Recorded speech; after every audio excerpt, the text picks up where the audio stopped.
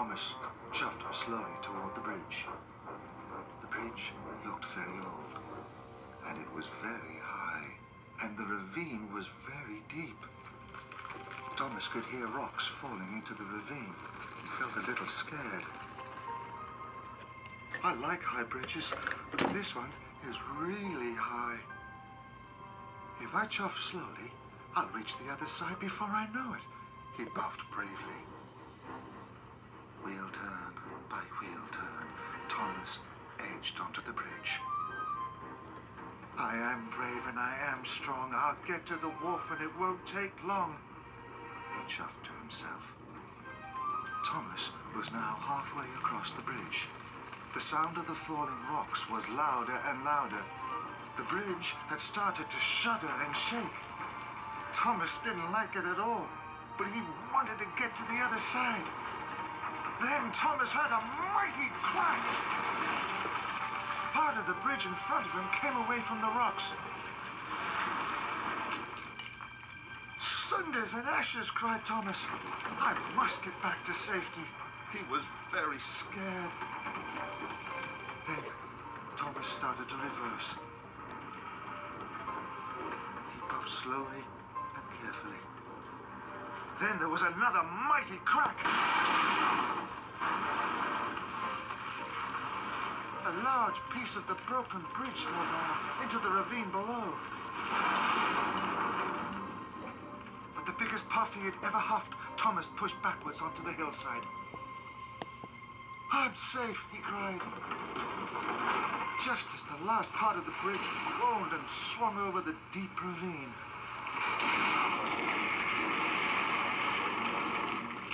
Thomas peered down to the broken bridge below. Oh, flatten my funnel, he gasped.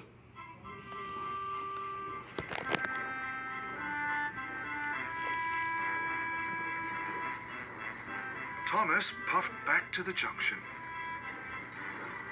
He saw there was another track. Maybe this track goes to the wharf too, whistled Thomas. And he rattled away down the steep track. The track was covered in thick brambles and bushes. He scrunched and scratched as Thomas chuffed through them. Whew. No one has been down here for a very long time, he huffed. And he puffed on.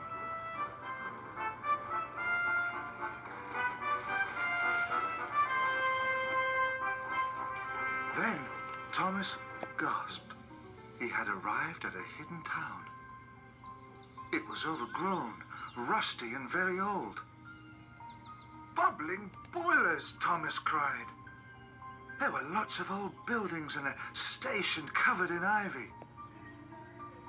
What a funny place to have a town, he tooted. Thomas was very excited.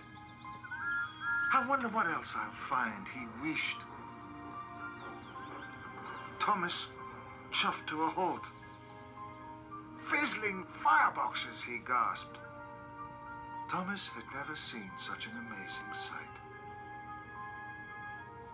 There are so many buildings. It must have been a very large town, he cried. That looks like part of a tower.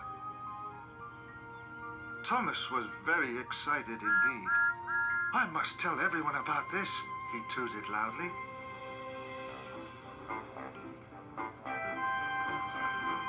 Thomas bumped and bashed his way along the old track. He had to spread the news. He whistled as hard as he could. Someone must hear me, he thought. So he whistled again. Suddenly, a horn hooted. That's Madge, Thomas tooted. Madge was surprised to see Thomas.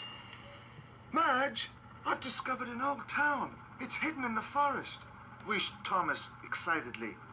Fenders and flatbeds, exclaimed Madge. Everyone must know about this. Madge found Mighty Mac at a crossing. Thomas has discovered a hidden town, she hooted loudly. Tell everyone. Mighty Mac told Sir Handel, who told Skarloey, who told Rheneas, who told the narrow gauge controller, who told Harold, who immediately flew off to find Sir Topham Hatt. Sir Topham Hatt had been having tea when Harold arrived. "Thomas has discovered a hidden town," shouted Harold. Sir Topham Hatt was very excited. "Take me to Thomas at once," he boomed. Soon, Thomas and Sir Topham Hatt arrived at the hidden town. "Here it is, sir," Thomas wished. Sir Topham Hatt beamed from ear to ear. "Thomas, you have made a wonderful discovery. This is the town of Great Waterton." Thomas gasped. He and the other engines had heard stories about Great Waterton. "When steam engines first came to Sodor," Sir Topham Hatt said, "this was the main town. It was called Great Waterton. The waterworks here provided water for everyone." "Why does no one live here now?" puffed Thomas. "All the people left to live in new towns, and everyone thought the town of Great Waterton was lost forever." "But now it is found," cheered Thomas. "Thanks to you, Thomas," smiled Sir Topham Hatt. "I will telephone the mayor straight away. I am very proud of you." Thomas felt really important. "Thank you, sir," he tooted. "Hooray!" Sir Topham Hatt arrived at Tidmouth Sheds. The other engines were very proud of Thomas. "The town of Great Waterton is to be restored in time for Sodor Day," he boomed. "The restoration will be a lot of work." Percy was puzzled. "What's restoration?" he wished quietly.